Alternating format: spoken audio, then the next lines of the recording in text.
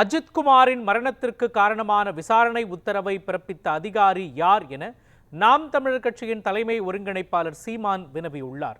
சிவகங்கை மாவட்டம் திருப்புவனத்தில் காவல்துறையினர் விசாரணையின் பொழுது கொடூரமாக தாக்கப்பட்டு உயிரிழந்த அஜித்குமார் இல்லத்திற்கு சென்று அவரது தாய் மற்றும் சகோதரருக்கு நாம் தமிழர் கட்சியின் தலைமை ஒருங்கிணைப்பாளர் சீமான் ஆறுதல் கூறி நாம் தமிழர் கட்சி சார்பாக 5 லட்சம் ரூபாய் நிதியை வழங்கினார்.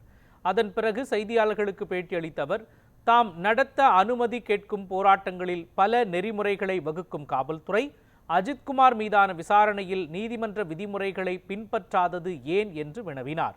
முதலமைச்சர் மு.க. ஸ்டாலினுக்கு தம் கட்டுப்பாட்டில் உள்ள காவல்துறையின் மீது நம்பிக்கை இல்லையா என கேட்ட சீமான், நிகிதா மீது அளிக்கப்பட்ட ஏராளமான புகார்களில் வழக்குகள் பதிவு செய்யப்படவும் இல்லை, விசாரணை நடத்தப்படவும் இல்லை என்று குற்றம் சுமத்தினார்.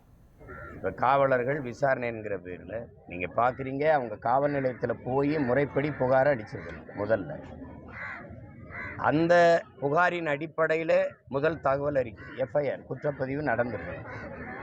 அதற்கு பிறகு உரிய நபரை அழைத்துட்டு வந்து காவல் நிலையத்தில் விசாரித்து அந்த குற்றம் நிகழ்ந்திருக்குமானால் அதற்கு ஏற்ப நடவடிக்கை எடுக்கணும். இதுதான் இருக்கிற மரபு. இது எதுவுமே இல்லாமல் சீருடை அணியாத காவலர்கள் 5 பேர் வந்து அவரை அழைச்சிக்கிட்டு காவல் நிலையத்துக்கும் போகல, வேறு ஒரு இடத்தில் வைத்து அடித்து, ஒரு இளைஞனுடைய உடலில் இருந்து உயிர் பிரியுது என்றால் அடித்தே அந்த உடலிலிருந்து உயிரை பிரிக்க முடியும் என்றால் எவ்வளவு தூரம் அடித்து காயப்படுத்தியிருக்க முடியும்? அடித்து கொள்றதென்றால் சும்மா அடித்தோன்னே உயிர் போகாது. மாவட்ட காவல்துறை அதிகாரியை தாண்டி நேரடியாக இந்த சிறப்பு காவல் படைக்கு உத்தரவு பிறப்பித்த ஆள் யார்? அதான கேள்வி. அதை கண்டுபிடிக்க முடியாதா? இவ்வளோ பேர் இருக்கிறீங்க நீங்கள். சிபிஐ விசாரணை தமிழ்நாடு அரசே கேட்குது, முதல்வரை சொல்றது. சிபிஐ விசாரணை இந்த காவல்துறை யாருடைய தலைமையின் கீழே இயங்கு? யாருடைய இலாக்கம்? யாருடைய துறை?